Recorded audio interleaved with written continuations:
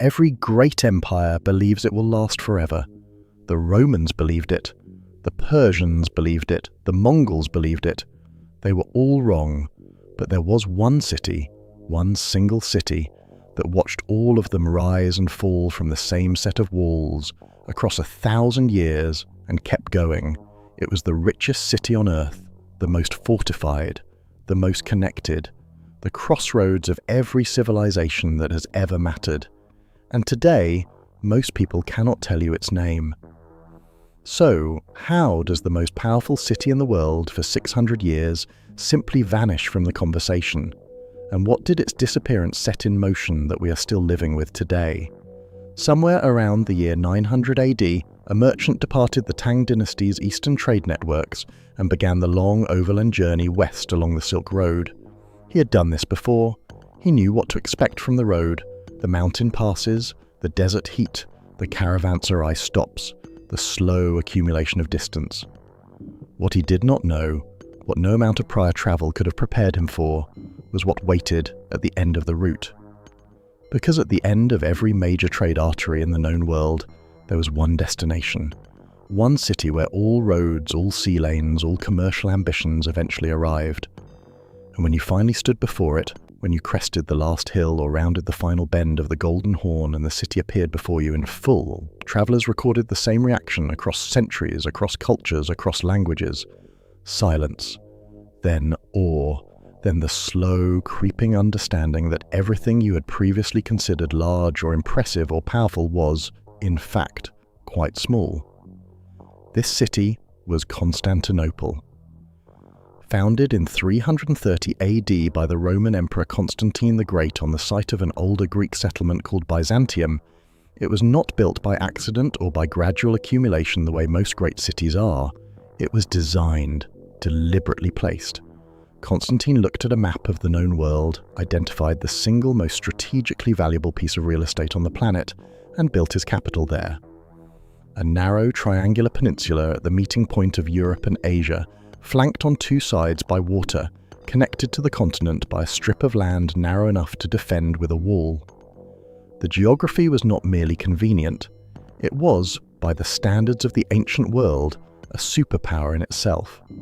To understand why, you need to understand one geographical fact: the only passage between the Black Sea and the Mediterranean, the only maritime route connecting the wheat fields of the Ukrainian steppe to the markets of Egypt, the timber of the Caucasus to the shipyards of Greece, the furs of Scandinavia to the spice traders of the Levant, ran directly past Constantinople's front door. Every ship that moved between these two bodies of water sailed under the city's walls. Every toll collected, every cargo inspected, every trade relationship brokered, Constantinople was in the middle of all of it. Whoever held this city did not merely hold a city, they held the valve that controlled the flow of wealth across the entire known world. And yet, when most people hear the word Byzantine today, this is not what they picture. They do not picture the wealthiest city in the medieval world. They do not picture a civilization that preserved Greek philosophy, Roman law, and Christian theology through centuries when Western Europe had largely forgotten all three. They picture bureaucracy, red tape, needless complexity. The word Byzantine has entered the English language as an adjective meaning hopelessly convoluted, and that linguistic burial tells you everything about how thoroughly this civilization has been written out of the popular imagination. The truth is almost offensive in its contrast. The Byzantine Empire, the eastern continuation of the Roman Empire centered on Constantinople from 330 AD until its fall in 1453, lasted 1,123 years. To put that in perspective, the United States of America is, at the time of this video, less than 250 years old. The British Empire at its height lasted roughly 400 years. The Byzantine Empire outlasted both of those combined, and then some. It survived the fall of Western Rome. It survived the plague of Justinian, which killed up to half the population of the Mediterranean world. It survived repeated sieges by the Persians, the Arabs, the Bulgars, the Rus, the Crusaders, armies from every direction, across every century, all of them eventually repelled or outlasted. It was, by any objective measure, one of the most durable political entities in human history. And here is where the story takes the turn that should genuinely unsettle you. Because this empire, this 1,000-year superpower, this cultural and commercial engine that kept the lights of civilization burning while much of the world went dark, did end. On May the 29th, 1453, after a siege of 53 days, the walls of Constantinople were finally breached. The last Byzantine emperor, Constantine XI Palaeologus, reportedly removed his imperial regalia, walked into the fighting, and was never seen again. The city that had never fallen fell, and what followed was not simply the end of an empire. According to historians including Stephen Runciman, Nickel, and a growing body of modern scholarship, what followed was a chain reaction that reshaped the entire trajectory of Western civilization. Greek scholars fled west, carrying manuscripts that had not been seen in Western Europe for centuries. Ottoman control of the eastern trade routes forced European powers to search for alternative paths to Asia. A Portuguese sailor named Bartolomeu Dias rounded the Cape of Good Hope 35 years later. A Genoese sailor named Christopher Columbus sailed west into the unknown 39 years after that. The Renaissance was already beginning, but the fall of Constantinople poured fuel on the fire. The world you are living in right now, its maps, its trade networks, its intellectual inheritance, its political borders, was shaped in no small part by what happened to one city on one day in 1453, a city most people today could not place on a map. But here's the question that historians are still arguing about. Was the fall of Constantinople truly inevitable, or was it a sequence of very specific, very avoidable decisions made by people who had every reason to know better that turned a defensible city into a fallen one? That is where we are going next. Here is the first thing that should make you deeply uncomfortable about everything you were taught in school. The Byzantine Empire, the civilization we have been discussing, the 1,000-year superpower at the crossroads of the world, never called itself Byzantine. Not once. Not in a single official document, not in a single imperial decree, not in a single letter written by a single citizen across the entire span of its existence. The word Byzantine was invented after they were gone. Coined by a German historian named Hieronymus Wolff in 1557, a full century after Constantinople fell, and then enthusiastically adopted by Western European academics who found it enormously convenient to have a separate name for this empire. Because if you give it a different name, you can pretend it is a different thing. And if it is a different thing, it cannot complicate your story. The people of this empire called themselves Romaioi, Romans. In Greek, their empire was Romania, the land of the Romans. Their emperor held the title of Basileus ton Romaion, Emperor of the Romans. When foreign dignitaries arrived at the palace in Constantinople, they were received at the court of Rome. When the empire conducted diplomacy, negotiated treaties, or declared war, it did so as Rome. This was not nostalgia. This was not a costume worn over a different body. This was a living, functioning state with an unbroken institutional continuity from the Rome of Augustus Caesar. The same legal traditions, the same administrative frameworks, the same claim to universal imperial authority. The Eastern Roman Empire did not consider itself the successor to Rome. It considered itself Rome, still standing, still governing, still the legitimate center of the civilized world. This distinction matters enormously, because the moment you accept that Byzantium was simply Rome, continuing, adapting, and surviving, the entire Western European claim to be Rome's sole cultural heir starts to look very shaky indeed. And that, it turns out, is exactly why the West worked so hard to convince itself, and everyone else, that it wasn't. The systematic marginalization of Byzantine history has a specific origin point, and it has a specific author. His name was Edward Gibbon, and in 1776, the same year the American Declaration of Independence was signed, he published the first volume of what would become one of the most influential history books ever written, The History of the Decline and Fall of the Roman Empire. Gibbon was a brilliant writer. He was also a product of his time, his culture, and his ideological assumptions. And his ideological assumptions led him to a framework that has distorted Western historical thinking about Byzantium ever since. For Gibbon, the story of Rome was a story of decline, a long, melancholy descent from republican virtue and classical greatness into corruption, superstition, and Eastern decadence. Christianity weakened it, Oriental influence softened it, bureaucracy strangled it. And the Byzantine Empire in Gibbon's telling was simply the longest and most drawn-out phase of that decline, a 1,000-year death rattle, not a civilization in its own right. This framework was not accidental. It was ideologically useful. Enlightenment thinkers like Gibbon were constructing a narrative of Western civilization as the direct and legitimate heir of classical Greece and Rome, a clean line of inheritance running from Athens to Rome to Renaissance Italy to the courts of modern Europe. Byzantium did not fit that line. It was too Greek, too Orthodox Christian, too Eastern, too continuous in the wrong direction. So Gibbon and the historians who followed him did what inconvenient facts often invite. They reframed it. They did not deny Byzantium existed. They simply characterized its entire existence as failure, decline, corruption, decadence. The words repeat so consistently across 18th and 19th century historical writing about Byzantium that they begin to feel less like analysis and more like a verdict handed down before the evidence was examined. But here is where the mystery layer deepens, because if you set Gibbon aside and look at the actual historical record, the archaeology, the engineering, the military history, the diplomatic archives, the portrait of Byzantine weakness and decadence does not hold together. It does not even come close.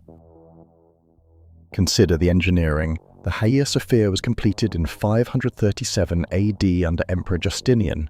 Its central dome, 31 meters in diameter, rising 55 meters above the floor, was, at the time of its construction, the largest enclosed space in the world. It held that distinction for nearly 1,000 years. When Western European architects finally attempted to replicate its structural principles during the Renaissance, they required centuries of accumulated mathematical knowledge, the rediscovery of classical texts, and still produced nothing that quite matched it. The dome of St. Peter's Basilica in Rome, completed in 1590, more than 1,000 years after Hagia Sophia, is only marginally larger. Byzantine engineers solved problems in the 6th century that the rest of the world spent the next millennium catching up to. This is not the engineering record of a civilization in decline. Then there is Greek fire. Developed sometime in the 7th century, likely by a Syrian engineer named Callinicos, who brought the formula to Constantinople, Greek fire was a naval incendiary weapon of such extraordinary effectiveness that it fundamentally altered the military balance of the medieval Mediterranean. It burned on water. It could not be extinguished by water. Accounts suggest sand, urine, and strong vinegar were the only partial countermeasures. It was projected through bronze siphons mounted on Byzantine warships, turning the sea itself into a weapon. In 674 AD and again in 717 AD, Arab fleets that vastly outnumbered the Byzantine navy attempted to take Constantinople by sea. Both times, Greek fire destroyed them. The Arab historian Al-Tabari recorded the 717 siege with barely concealed horror, describing Byzantine fire weapons reducing entire fleets to ash before they could close within boarding range. The Islamic Caliphate, which had conquered Persia, Egypt, North Africa, and Spain within a generation, could not take one city. Modern chemists and military historians have spent decades trying to reconstruct the formula for Greek fire from surviving descriptions. They have produced incendiary compounds with some similar properties. They have not reproduced it exactly.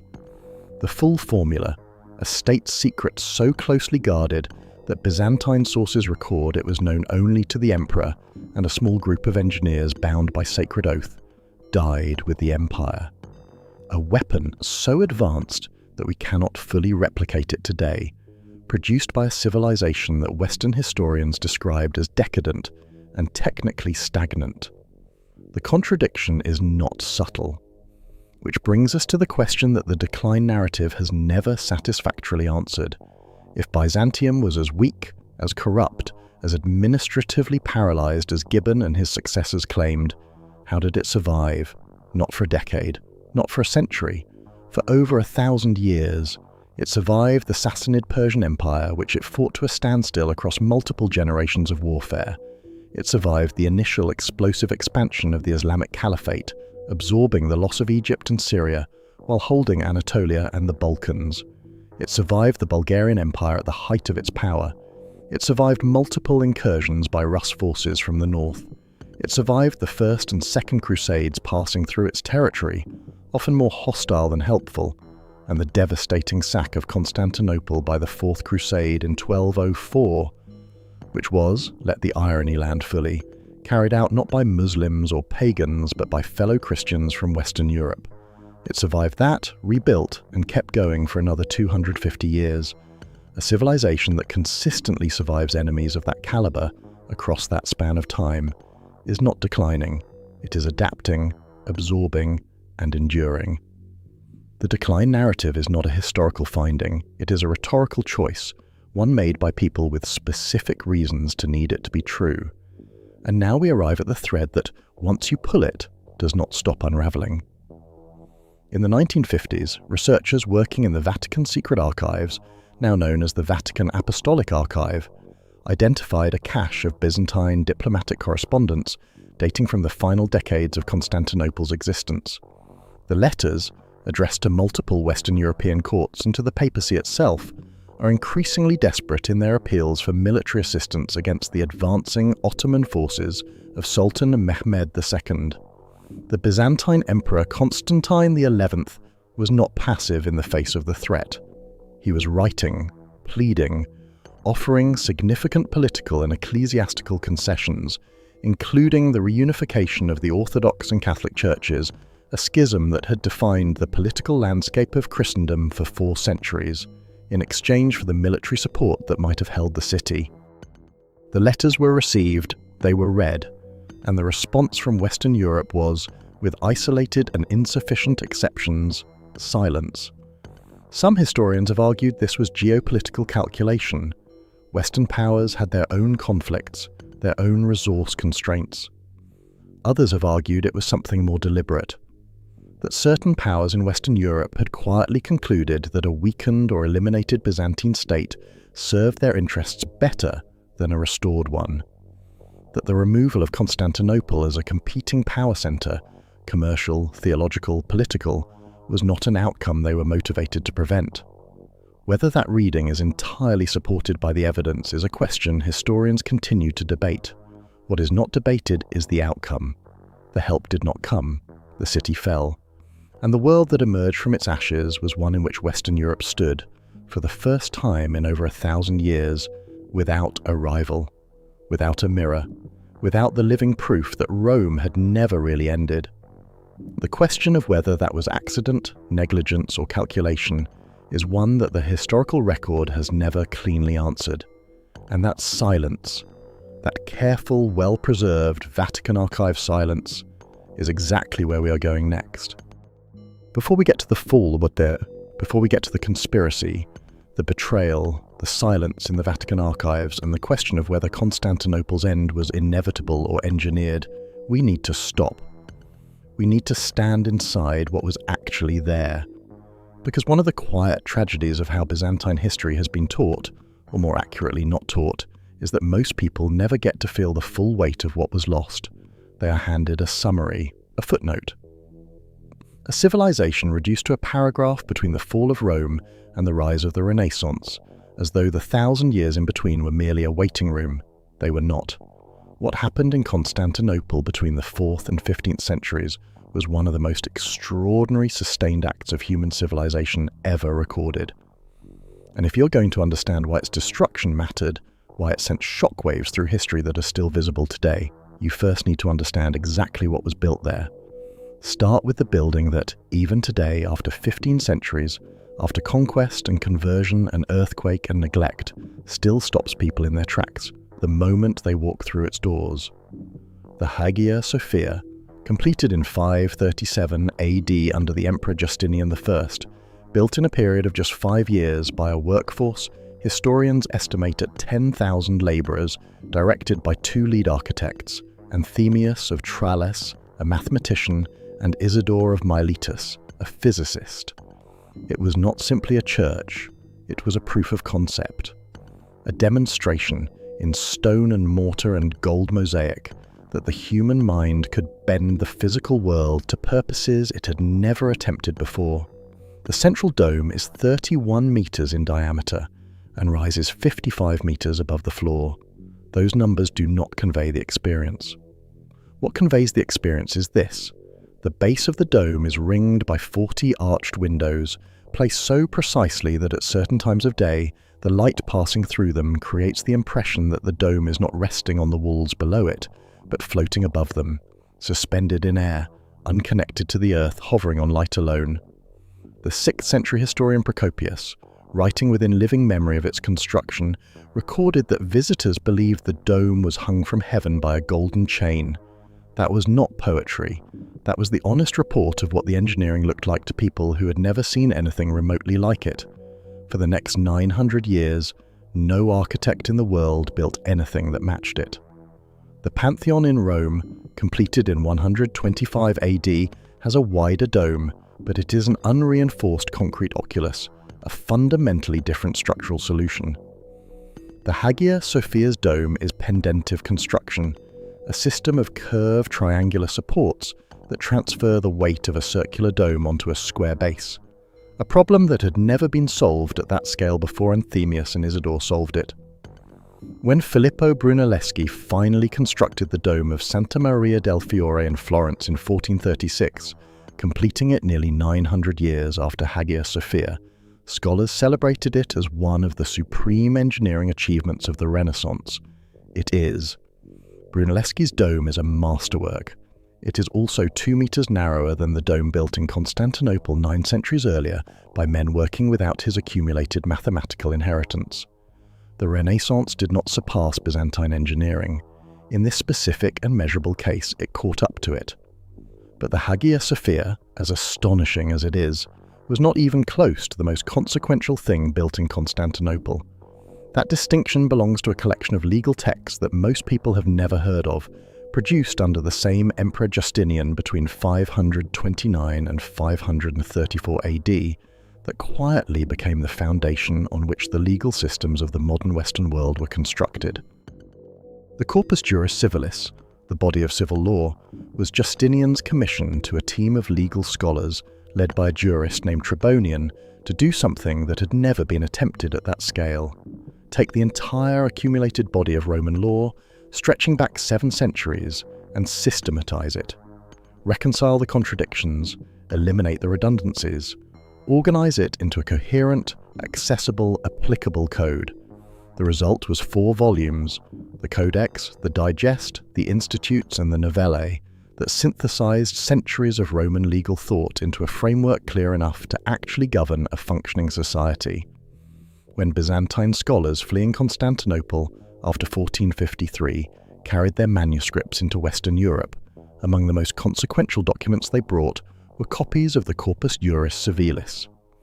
European legal scholars, who had been working with fragmented and incomplete versions of Roman law for centuries, suddenly had access to the full systematic code. The effect was immediate and transformative. The legal systems of France, Spain, Portugal, Italy, and through their colonial reach most of Latin America, are built on the foundation of Justinian's code. The distinction between public and private law that underlies most modern legal systems traces to Constantinople. The concept of legal personhood, the idea that entities beyond individual humans can hold rights and obligations, was codified in the Corpus Juris Civilis. The legal principle that the accused is innocent until proven guilty, which feels so foundational to modern justice that we barely register it as a historical invention, was articulated and systematized in Byzantine legal scholarship. The laws governing significant portions of your daily life, if you live in any country with a civil law tradition, trace their intellectual lineage directly to a building in 6th century Constantinople, where Tribonian and his colleague spent 5 years reading everything Rome had ever decided. The Great Palace of Constantinople, the imperial residence and administrative centre that occupied the southeastern quarter of the city, across a complex of buildings covering roughly 400,000 square metres, was not merely large. It was, by the standards of the ancient and medieval world, technologically bewildering. Archaeological excavations in the 20th century, combined with detailed accounts from foreign visitors preserved in chronicles from multiple civilizations, allow historians to reconstruct a picture of daily life in the palace complex that reads less like the medieval world and more like a much later era. The palace had running water, an aqueduct system feeding cisterns and distribution networks that supplied not just the palace but large portions of the city. It had heated floors, hypocaust systems inherited from Roman engineering and maintained and improved across centuries that circulated warm air under marble flooring.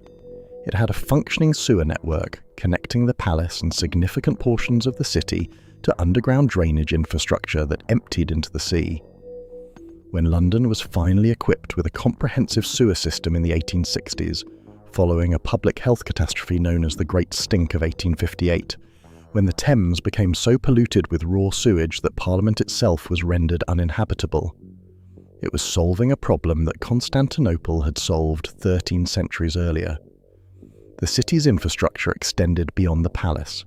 The Valens Aqueduct, built in the 4th century, carried water from sources 250 kilometers away and fed a network of underground cisterns, including the Basilica cistern, still standing today, a cathedral-sized underground reservoir supported by 336 marble columns that could hold 80,000 cubic meters of water, enough to supply the city through extended sieges. The Hippodrome, the city's great public entertainment and political space, seated 100,000 spectators and was decorated with bronze statues and obelisks looted and received as gifts from across the ancient world.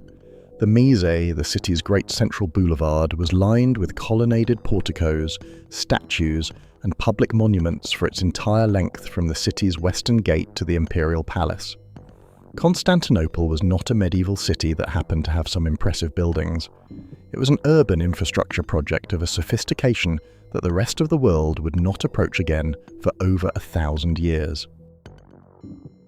And then there is the dimension of Byzantine achievement that receives the least attention of all, despite being arguably the most consequential for the map of the modern world. Byzantine diplomacy.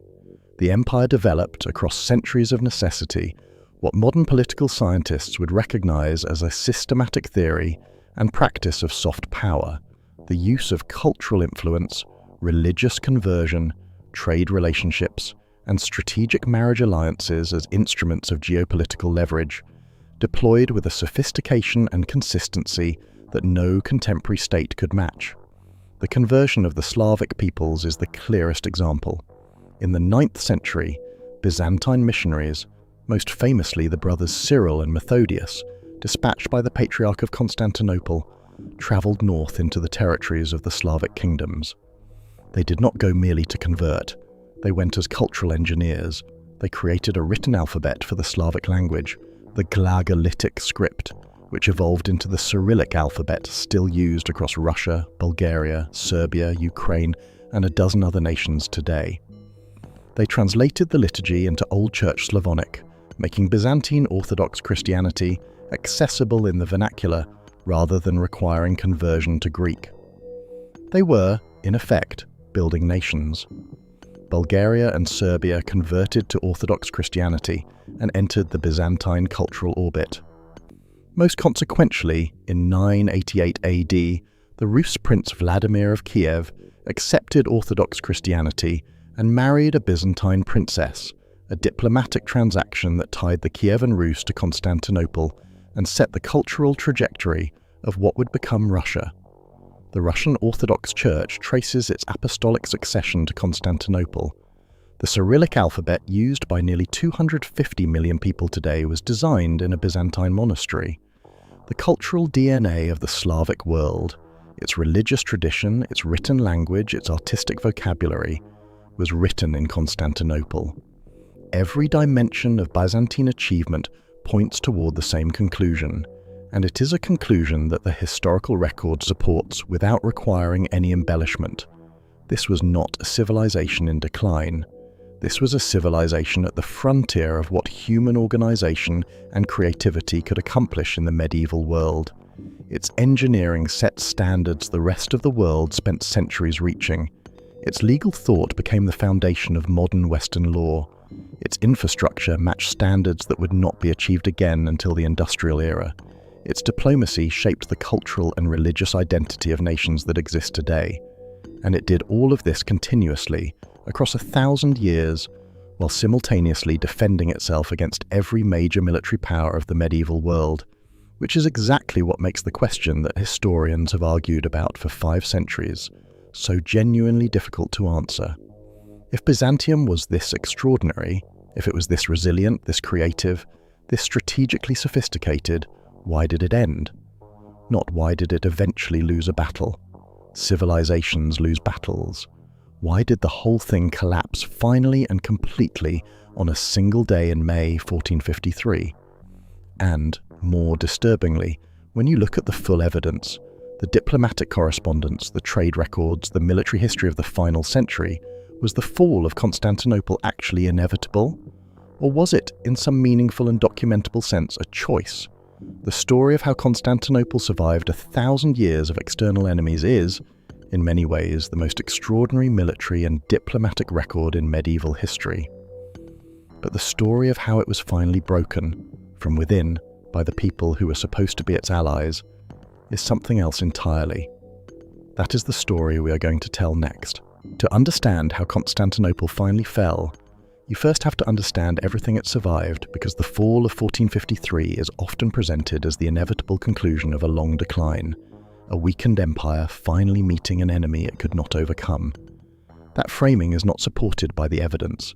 What the evidence actually shows is a civilization with a demonstrated, repeated, almost inexplicable capacity to absorb catastrophic damage and reconstitute itself. To understand why 1453 was different, you need to sit with everything that came before it and did not finish the job. You need to feel the full weight of what Byzantium survived, because only then does the question of why it finally fell acquire its real shape. Not the shape of inevitability, the shape of a wound inflicted from a specific direction by specific hands for specific reasons. In the year 674 AD, the Umayyad Caliphate, the most powerful military force on the planet at that moment, the empire that had conquered Persia, Egypt, Syria, North Africa, and was moving into Spain, turned its full attention to Constantinople. The Caliph Muawiyah I had built a fleet of thousands of ships and assembled a land army to match. The plan was straightforward: blockade the city, cut off its supply lines, and wait for it to fall. What happened instead became one of the defining military events of the medieval world. The Byzantine navy, deploying Greek fire from siphon-equipped warships called dromons, engaged the Arab fleet and destroyed it. Not repelled it, destroyed it. The Arab forces maintained the siege for 4 years, returning each spring with rebuilt fleets, each time meeting the same result. By 678 AD, the Umayyad Caliphate agreed to a peace treaty and paid tribute to Constantinople. The most powerful military force of the 7th century had been turned back by a weapon that modern science still cannot fully replicate, deployed by a civilization that Western historians would later describe as technically declining. They tried again in 717 AD under the Caliph Suleiman, with a fleet that Arab chronicles record as numbering in the thousands and a land army of 80,000 soldiers.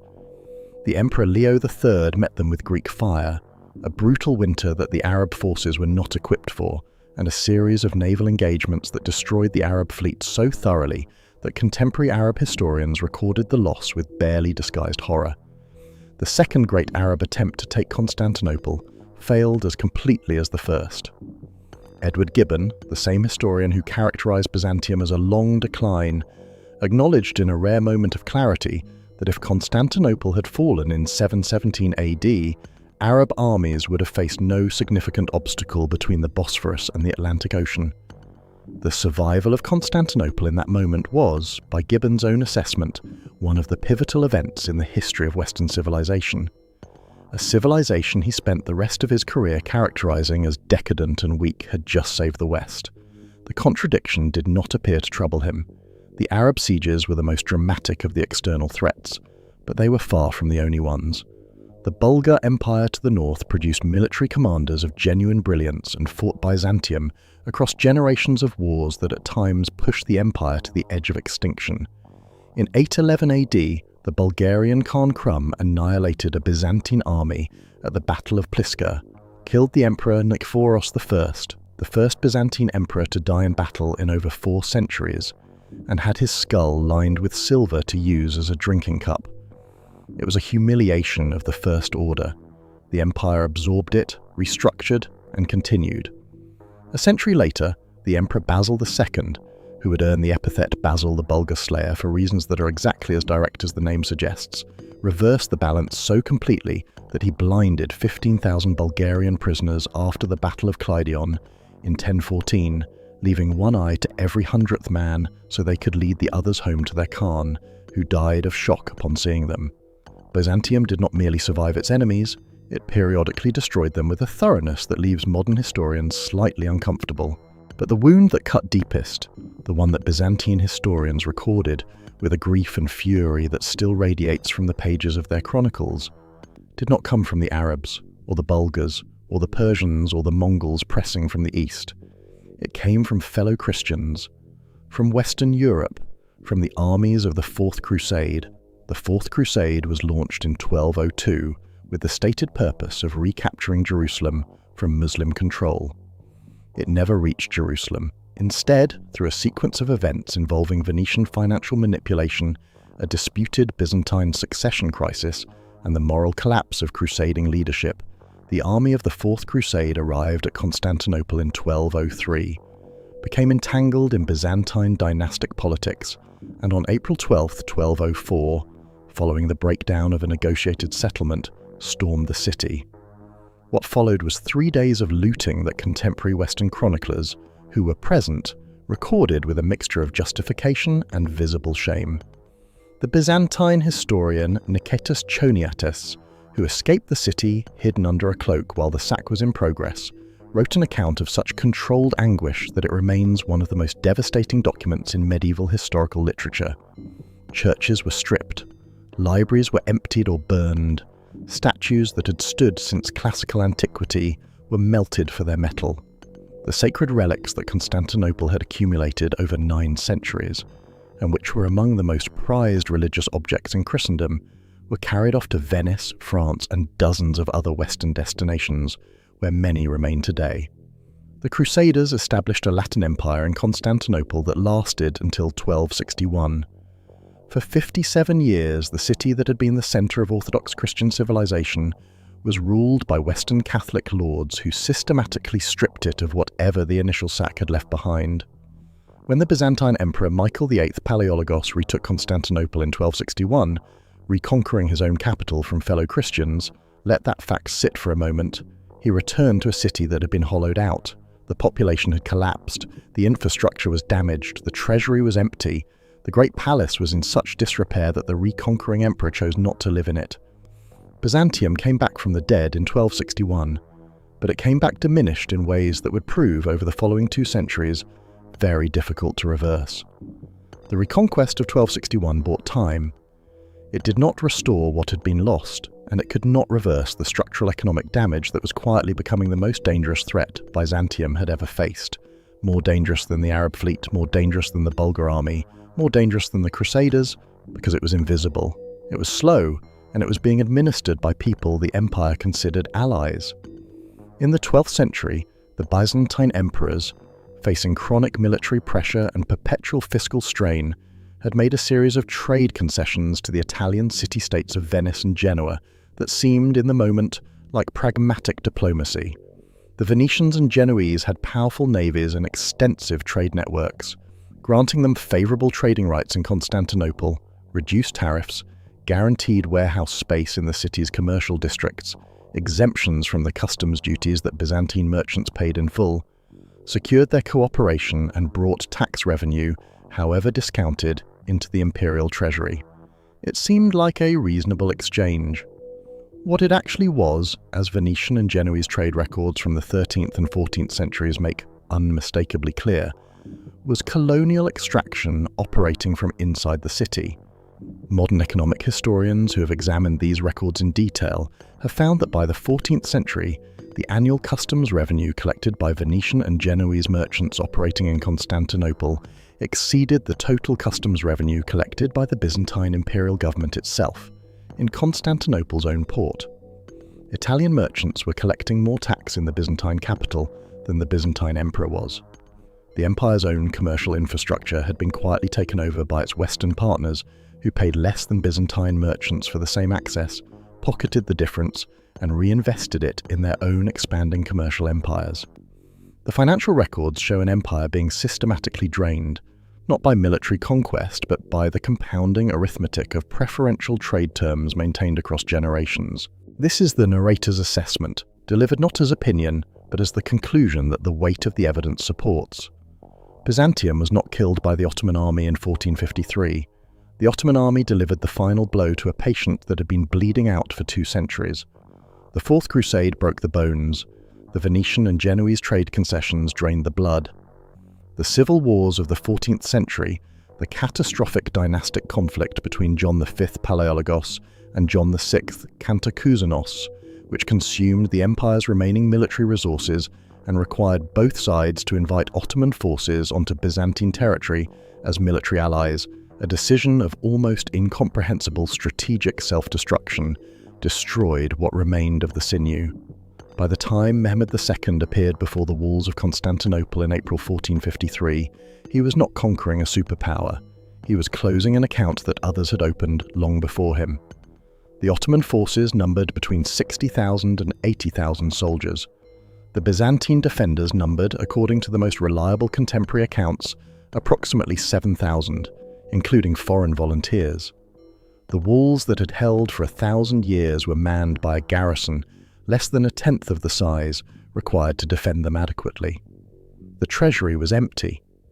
The naval support from Western Europe that Constantine XI's increasingly desperate diplomatic correspondence had been requesting for years had not arrived.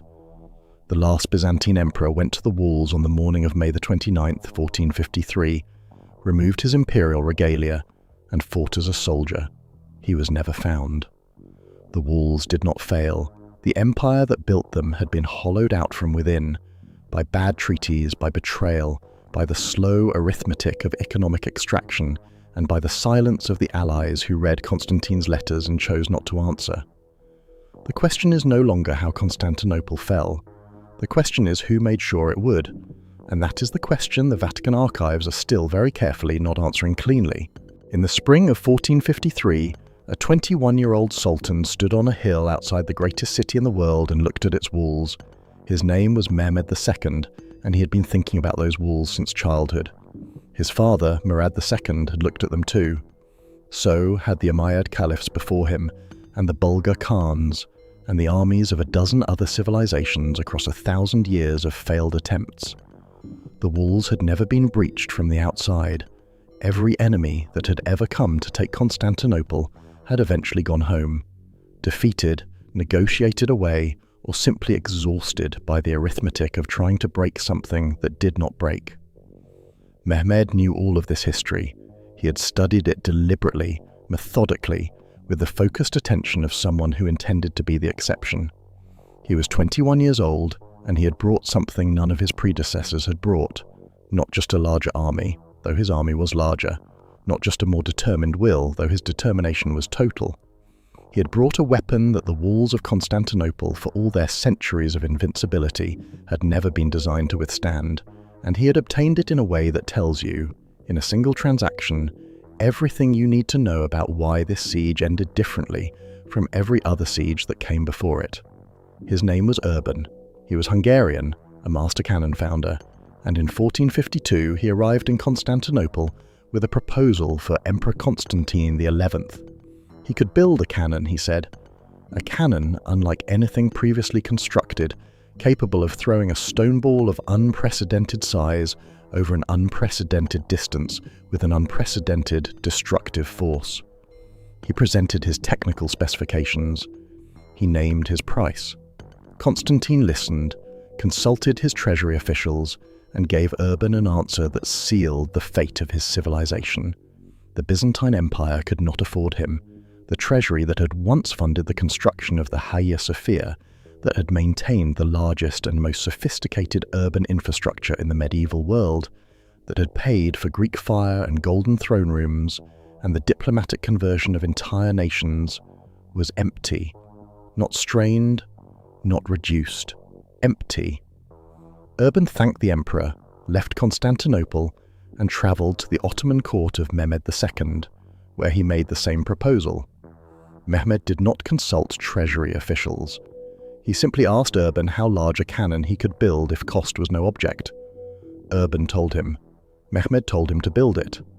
The cannon Urban produced, which modern historians refer to as the Great Bombard, and which contemporary accounts describe with a mixture of technical awe and existential dread, was approximately 8 meters long, capable of firing a stone ball weighing around 600 kilograms, and could be heard, according to witnesses, from a distance of over 20 kilometers. It was too large to transport conventionally. Urban's foundry cast it in sections that were transported to the site outside Constantinople and assembled in place. It could only be fired 7 times per day. The barrel required hours to cool between shots, and the recoil was so violent that it buried itself partially in the earth with each discharge. It was, by the standards of 15th century military technology, a genuinely new category of weapon. And the walls of Constantinople, which had been continuously maintained and reinforced across 1,000 years of siege warfare, had been built to withstand everything that existed before it. They had not been built to withstand this. The siege began on April the 6th, 1453. For 53 days, the Ottoman forces maintained continuous pressure along the entire length of the land walls. Probing attacks, artillery bombardment, engineering operations aimed at undermining the wall foundations, psychological operations designed to exhaust the defenders and prevent sleep. Constantine XI coordinated the defense from the walls themselves, moving between crisis points, shoring up breaches with improvised repairs, maintaining discipline among a garrison that everyone involved understood was inadequate for the task. The Genoese military commander Giovanni Giustiniani Longo, who had arrived in Constantinople with 700 professional soldiers in January 1453 and taken command of the wall defences, proved to be one of the most effective military commanders of the siege. His professional soldiers holding sections of wall against repeated assault with a tenacity that Ottoman chronicles acknowledged with genuine respect. The city's harbour presented a separate strategic problem. The Byzantines had stretched a massive chain across the mouth of the Golden Horn, a standard medieval harbour defence that successfully blocked the Ottoman fleet from entering the harbour and threatening the sea walls. Mehmed's response was one of the most audacious logistical operations in medieval military history. He had his engineers construct a greased wooden track across the land north of the harbour, and over the course of a single night in April, hauled approximately 70 warships overland on rollers, launching them into the Golden Horn behind the chain. Byzantine defenders woke to find an Ottoman fleet already inside their harbour. The psychological impact was, by contemporary accounts, severe. The chain had protected the harbour for centuries. The harbour was no longer protected. The sense that nothing was working, that every defensive advantage was being systematically neutralised, began to corrode the garrison's morale in ways that no individual military setback could have accomplished alone. In the weeks before the final assault, something happened that almost no mainstream account gives adequate weight. Mehmed II offered terms, not once on kissed, multiple times with increasing specificity. He sent emissaries to Constantine XI proposing that the emperor surrender the city, accept the status of an Ottoman vassal governor, and retain his title and his life. The civilian population would be spared. The churches, including the Hagia Sophia, would be protected. Constantine could remain in Constantinople as a subordinate ruler. The city would survive, the people would survive. The terms were not generous in the sense of restoring Byzantine sovereignty, but they were, by the standards of 15th century siege warfare, genuinely humane. Cities that resisted to the end and then fell by assault were, under the accepted conventions of medieval warfare, subject to 3 days of looting. Surrender before the final assault meant the population lived, kept their property, and continued their lives under new management. Constantine convened his council. The terms were discussed. And Constantine the 11th Palaiologos, the last emperor of a civilization that had stood for 1100 years, refused. His reported response, preserved in multiple contemporary accounts from both Byzantine and Ottoman sources, which gives it unusual historical credibility, was that surrendering the city was not within his power, that Constantinople did not belong to him personally to give away, that to hand it to an Ottoman sultan would be a betrayal, not merely of a political institution, but of everything his people were, their history, their faith, their identity as Romans, as the living continuation of a civilization that stretched back past Constantine the Great to Augustus Caesar himself. He could negotiate his own death. He could not negotiate their inheritance. What followed the refusal is documented in enough detail, from enough independent sources, that the chronology is not in significant historical dispute. On the night of May 28th, Constantine the 11th attended a final liturgy in the Hagia Sophia. Contemporary accounts describe the service as attended by virtually everyone still alive in the city, Byzantine Greeks and Latin Catholics receiving communion together, the theological schism between their churches suspended in the face of what everyone understood was coming. The Hagia Sophia, which had been a site of bitter theological and political conflict between Constantinople and Rome for centuries, was full and quiet and briefly, for a few hours, unified. After the liturgy, Constantine made a circuit of the walls, saying farewell to his commanders and garrison troops. He is recorded as asking forgiveness from anyone he had wronged. Then he returned to the Blachernay Palace, changed out of his imperial regalia into the armour of a common soldier, and went to the walls. The final assault began in the early hours of May the 29th, 1453. 3 waves of attackers, irregular troops first, then Anatolian infantry, then Mehmed's elite Janissary corps, struck the walls simultaneously along multiple points. The wall at the Blachernay section, already damaged by Urban's cannon, was the critical point. Giovanni Giustiniani Longo, the Genoese commander who had held it for 7 weeks, was struck by a crossbow bolt or arquebus shot. Accounts differ on the weapon, and was carried from the walls wounded. His removal from the defensive line at the critical moment was, according to multiple contemporary accounts, the event that turned the battle. The Genoese soldiers who had fought under him wavered. A small Ottoman force found or forced a postern gate, a small secondary door in the wall, and got inside the outer defences. The shout went up that the city was taken. The psychological collapse was nearly instantaneous. Defenders who had held for 53 days broke in minutes. Constantine the 11th was last seen charging into the breach at the Blachernay wall as the Ottoman forces poured through. He had removed all insignia that would identify him as the emperor. He went into the fighting as a soldier, anonymous, unidentifiable, recoverable by no one. His body was never found. Some accounts suggest his remains were identified afterward by the purple boots that were the traditional mark of Byzantine imperial rank, the only imperial insignia he had not removed, and that Mehmed II ordered him given an honourable burial.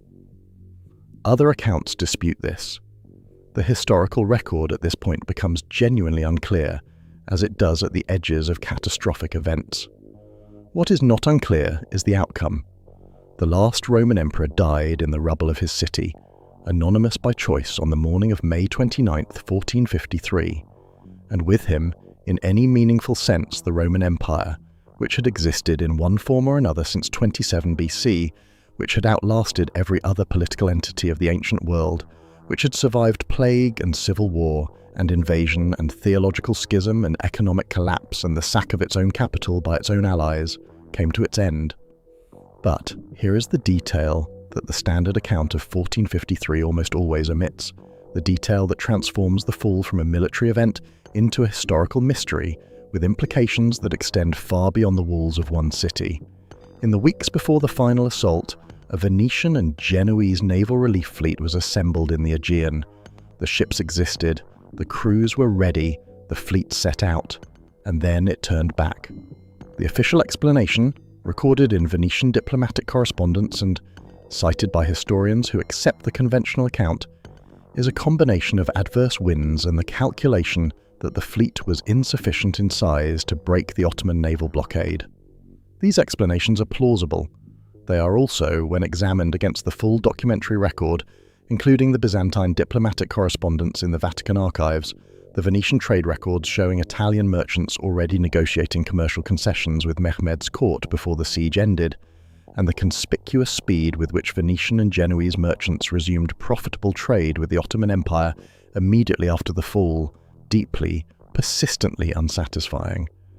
Some historians argue the decision to turn back was straightforward military pragmatism. The fleet was too small, the risk too high, the probable outcome too clear.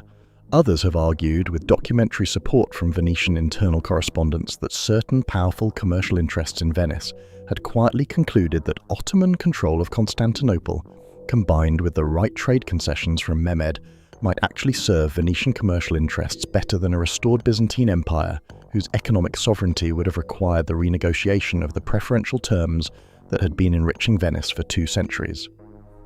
The fleet turned back, the city fell. Venetian merchants were trading in Ottoman Constantinople within months. The terms they received from Mehmed were favourable. Whether that outcome was anticipated, engineered, or simply fortunate depends on which documents you weight most heavily and how much deliberate intent you are willing to read into the actions of people who left carefully incomplete records of their reasoning. The Vatican archives have the correspondence. The Venetian state archives have the trade records. The full picture has been visible to specialized historians for decades. The mainstream account continues to present the fall of Constantinople as a military inevitability, a weakened empire finally meeting an enemy it could not overcome. The evidence suggests the story is more complicated than that. It always is. An empire that survived 1100 years did not fall because its walls were weak. It fell because the people who should have stood beside it calculated that it was worth more to them fallen. That is not a medieval story. That is a human story. And it is the story we are going to follow into its consequences. Because what happened next, in the decades after May 29th, 1453, did not just reshape the medieval world, it created the modern one. On the morning of May the 30th, 1453, the day after, the Hagia Sophia was still standing. The walls were still standing.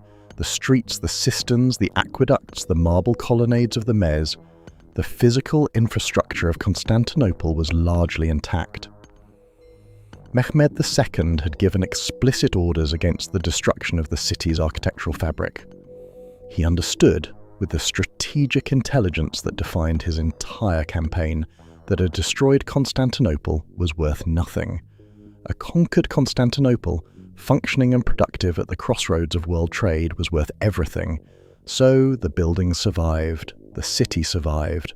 What did not survive, what was gone by the end of those first days in a way that no subsequent order or imperial decree could reverse, was the accumulated intellectual content of 1100 years of the most sophisticated civilization in the medieval world. And the full measure of that loss is something historians are still, 5.5 centuries later, unable to calculate, because you cannot catalogue what no longer exists. You can only gesture at the shape of the absence and try to make people understand that the shape is enormous. The libraries of Constantinople were not simply large, they were, for over 1,000 years, the primary repository of classical Greek and Roman knowledge in the world. While Western Europe lost access to the original Greek texts of Plato, Aristotle, Euclid, Archimedes, Galen, Ptolemy, Thucydides, and hundreds of other classical authors, in many cases losing even the knowledge that certain texts existed, Constantinople's scriptoria had been continuously copying, cataloguing, and preserving them. Byzantine scholars did not merely store these texts. They read them, annotated them, wrote commentaries on them, debated them, and built an unbroken tradition of engagement with classical learning that had no parallel in the medieval world. The works of Plato that the Renaissance would treat as newly discovered revelations had been continuously studied in Constantinople for 1,000 years. The mathematical texts that would fuel the scientific revolution had been sitting in Byzantine libraries, carefully copied and recopied across generations, while Western European scholars were working from fragmentary Latin summaries of summaries. The scale of what was lost in and after 1453 is genuinely impossible to quantify, which is itself a significant historical statement. Historians working from Byzantine catalogues, from references in surviving texts to other texts that no longer exist, and from the accounts of scholars who were present in the city's final years, have estimated that hundreds of thousands of manuscript volumes were destroyed, dispersed, or simply vanished in the chaos of conquest and its aftermath. Some were burned, some were sold by Ottoman soldiers who did not know what they were carrying, traded for small sums to merchants who eventually sold them as raw parchment. Some were simply lost in the disruption of a city whose entire administrative and institutional structure had collapsed overnight. The Greek text of certain plays by Sophocles and Euripides, works we know existed because other Byzantine texts reference them directly, has never been recovered. We know the titles, we know the subjects, we know that educated Byzantines were reading and discussing them as recently as the 14th century. They are gone. Whatever they contained, whatever insights into the human condition Sophocles considered worth dramatizing beyond the 7 plays that survived, died in Constantinople in 1453, and we will never know what we lost because we no longer have the means to know it. But here is where the story pivots. Because not everything was lost, not everyone stayed. In the months and years before the final siege, as it became increasingly clear to anyone paying attention that Constantinople's end was a question of when rather than whether, Byzantine scholars had been making decisions about what to carry and where to go. Some left early, reading the geopolitical situation with the clear eyes of people who had watched their empire contracting for 2 centuries. Others left in the final weeks, when Mehmed's army was already visible on the plain outside the walls. Others fled in the chaos immediately after the fall, joining the streams of refugees moving west by sea toward the Italian ports. And what they carried with them, what they chose in the impossible triage of flight from a falling civilization to take and what to leave, changed the world. There is a particular kind of historical erasure that is more insidious than burning books or destroying monuments. It is quieter, slower, and far more durable. It works not by eliminating a civilization from the record, but by framing it, by deciding in advance what category it belongs to, what narrative purpose it serves, and what emotional register its story should occupy. Do this consistently, across enough influential texts, across enough generations of education systems shaped by those texts, and you do not need to burn anything. The story simply stops being told, the questions stop being asked. The civilization in question does not disappear from history. It is assigned to a footnote, and the footnote is never read. This is what happened to Byzantium, and it did not happen by accident. The specific moment when Byzantium's marginalization was systematized, when what had been a general Western European tendency to undervalue the Eastern Empire became a dominant and academically authoritative framework, can be located with unusual precision. The year is 1776. The author is Edward Gibbon. The work is The History of the Decline and Fall of the Roman Empire, the first volume of which appeared in the same year that the American Declaration of Independence was signed, and which would eventually run to 6 volumes completed in 1789. The coincidence of dates is worth noting. The late 18th century was the high watermark of Enlightenment historical thinking, the intellectual project of constructing a coherent, progressive narrative of Western civilization as the heir of classical antiquity. Gibbon was its supreme literary practitioner, and his history was not merely a work of scholarship. It was a work of narrative architecture. It built a story, and the story it built required Byzantium to occupy a specific role. In Gibbon's framework, the Roman Empire had a golden age, a period of managed decline, a catastrophic fall, and a long, corrupt, enervated aftermath. The Western Roman Empire provided the fall. The Eastern Roman Empire, Constantinople, Byzantium, provided the aftermath. 1100 years of the most durable, sophisticated, and culturally productive civilization in the medieval world was reframed as decline. The word Gibbon reaches for again and again with a consistency that begins to feel less like description and more like verdict, is degeneracy. Byzantine court culture was degenerate, Byzantine theology was a corruption of pure classical religion by Oriental superstition. Byzantine administration was a model of intrigue and dysfunction. Byzantine military history was, in Gibbon's rendering, a long catalogue of defeats interrupted by occasional recoveries, rather than what it actually was, which was a millennium of strategic adaptation that kept the empire functioning against odds no other state in the medieval world faced at comparable scale. Gibbon was a brilliant writer. His prose is genuinely beautiful, and his synthesis of sources was, by 18th century standards, extraordinarily thorough. His work shaped how English-speaking education systems taught Roman history for 200 years. It shaped how university curricula were structured, which subjects were considered worthy of serious scholarly attention, which civilizations were treated as primary actors in the story of Western heritage, and which were treated as background. 200 years of students educated in the Gibbonian tradition absorbed, as foundational historical common sense, the idea that Byzantium was Rome declining, that it was, in the most revealing possible phrasing, Byzantine, complicated, corrupt, and not worth the effort of understanding on its own terms. The word entered the English language as an adjective, which is a form of cultural verdict more permanent than any academic argument. You can argue with a footnote. You cannot argue with a dictionary definition. The religious dimension of Byzantium's marginalization has received less attention than the Gibbonian narrative, but it may be equally consequential in explaining the specific shape of the omission. Byzantium was the home of Eastern Orthodox Christianity. The Patriarch of Constantinople held a position in the Orthodox world directly analogous to the Pope in the Catholic world, and the relationship between these two offices was, for most of Byzantine history, one of profound and frequently bitter rivalry. The Great Schism of 1054, which formally divided the Christian Church into Eastern Orthodox and Western Catholic branches, was not simply a theological dispute. It was a geopolitical competition for the claim to be the legitimate continuation of the original Christian Church, and by extension of Christian Rome itself. Modern Istanbul is a city of 17 million people. It is one of the most visited cities on Earth, one of the most photographically documented, one of the most written about.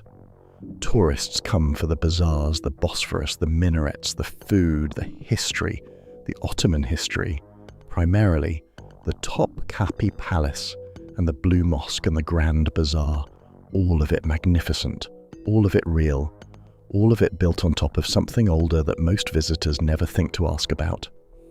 Because beneath Istanbul, beneath the Ottoman layers, beneath the Byzantine layers, beneath the Roman layers, in the foundations of a city that has been continuously inhabited for over 2,500 years, Constantinople is still there, not as a ruin, not as a memory, as a physical reality, buried in varying states of preservation under the streets and buildings of a living metropolis, waiting with the patience of buried things for the right question to be asked and the right shovel to be put into the ground.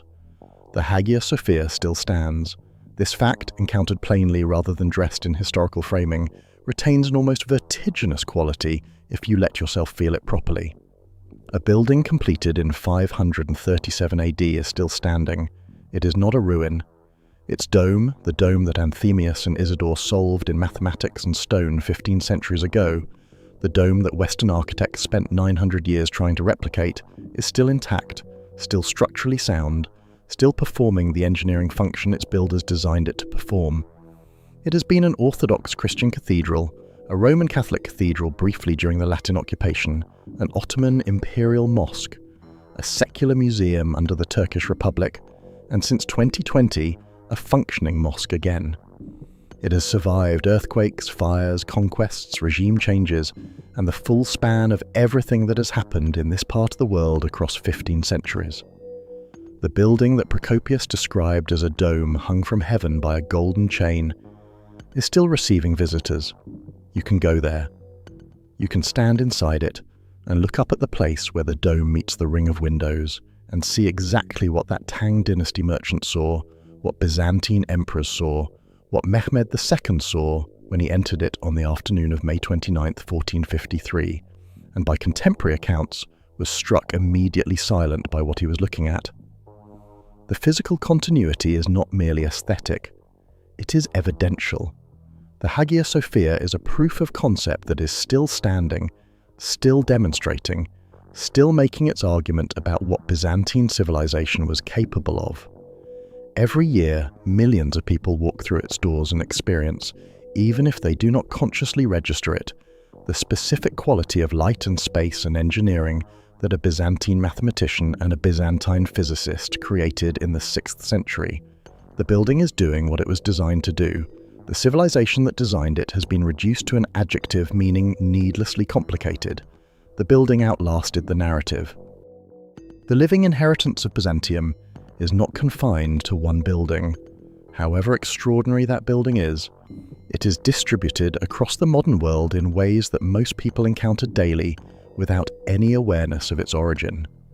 Eastern Orthodox Christianity, the direct institutional and theological descendant of the Byzantine Church, the tradition whose patriarchal succession runs in an unbroken line from the early Christian communities of Constantinople and Antioch, is today practiced by approximately 260 million people across Russia, Greece, Ukraine, Serbia, Bulgaria, Romania, Georgia, Ethiopia, and diaspora communities on every inhabited continent.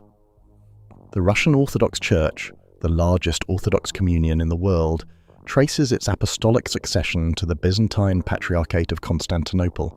The Cyrillic alphabet used to write Russian, Bulgarian, Serbian, Macedonian, Ukrainian, and dozens of other languages was, as we have established, invented by Byzantine missionaries in the 9th century.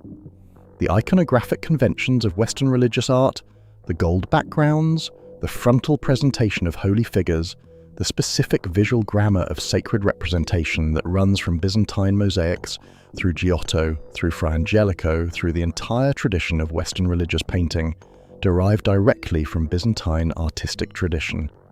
When you look at any painting of the Madonna and Child produced in Western Europe before the 17th century, you are looking at a work that is operating, consciously or not, within a visual vocabulary that was developed and refined in Constantinople. The legal inheritance is equally concrete.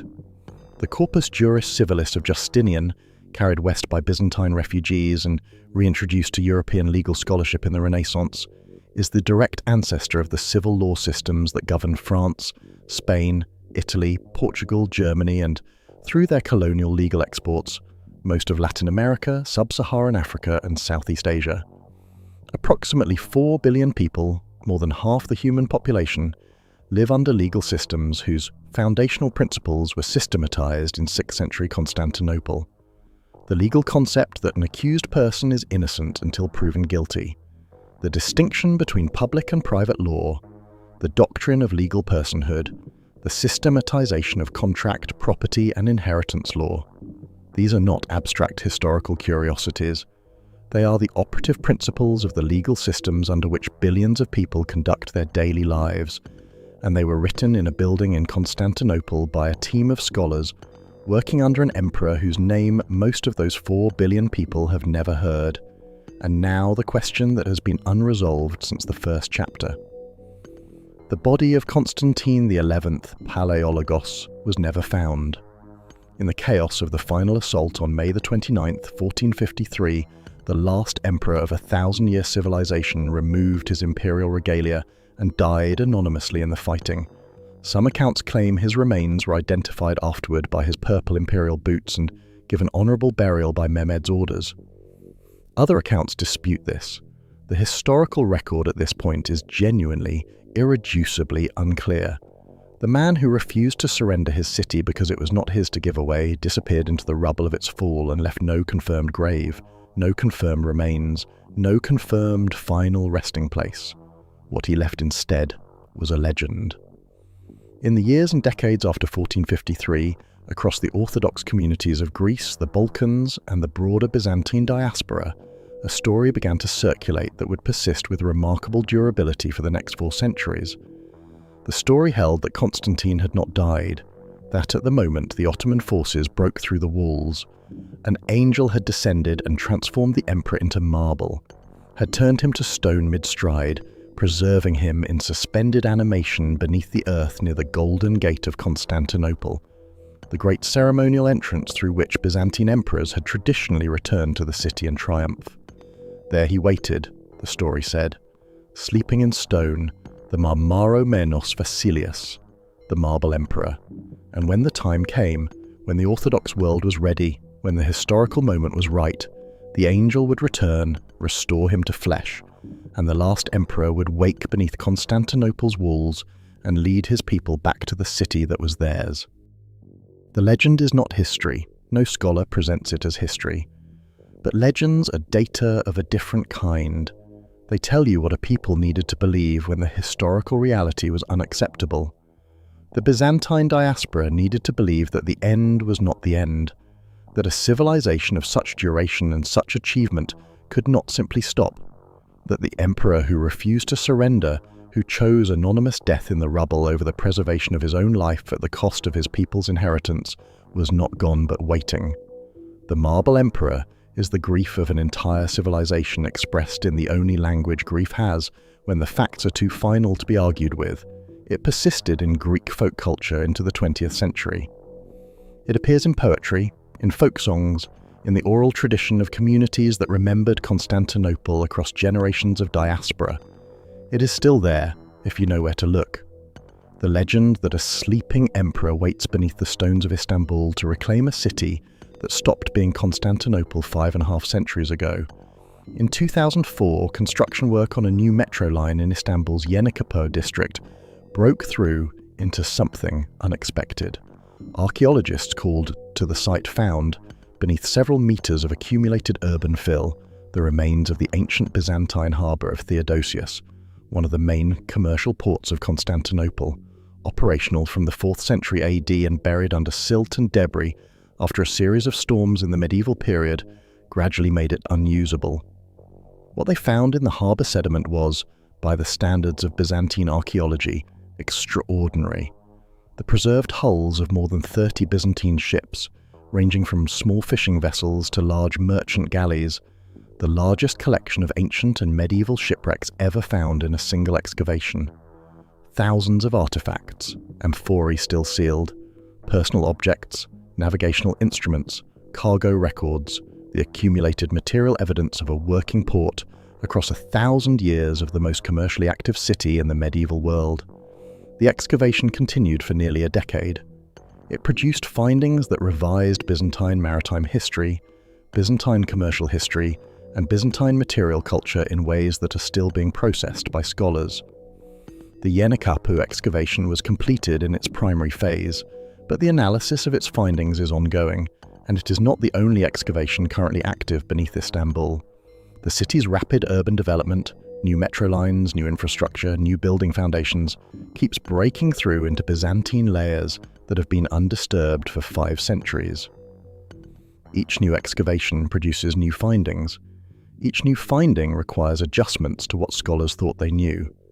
The process is ongoing, open-ended, and by its nature, unpredictable. We do not know what the next excavation will find. We do not know what is still down there, in the ground beneath a city of 17 million people, waiting to be broken through by a construction worker who doesn't yet know what their shovel is about to hit. If you made it to the end of this one, genuinely, thank you. This was a story I'd been wanting to tell for a long time, and it is one of those subjects that the more you read about it, the more you realize how much you were never told. If Constantinople changed the way you think about the medieval world, or about which civilizations get remembered and which ones get written out of the story, I would genuinely love to know what landed for you in the comments. Drop your reaction, drop your theory about the Venetian relief fleet, drop your argument about whether the fall was inevitable. We read every single one, and the conversations that happen in the comments on videos like this one are some of the best historical discussions happening anywhere online. If this video made you want to go deeper, Antony Kaldelis's Roman Land is the place to start. It will change the way you read every history book you pick up afterward. If this is your first time here and you want more stories like this, civilizations that were more than the footnote they were assigned, mysteries that the mainstream account deliberately glosses over, history that is stranger and more consequential than the version you were taught, the subscribe button is right there, and we are not done. The next video is about a discovery made in 1900 off a small Greek island that turned out to be 2,000 years ahead of its time. Historians called it impossible. Then they dated it. Then they realized it changed everything they thought they knew about ancient technology. That one is coming soon. We will see you there.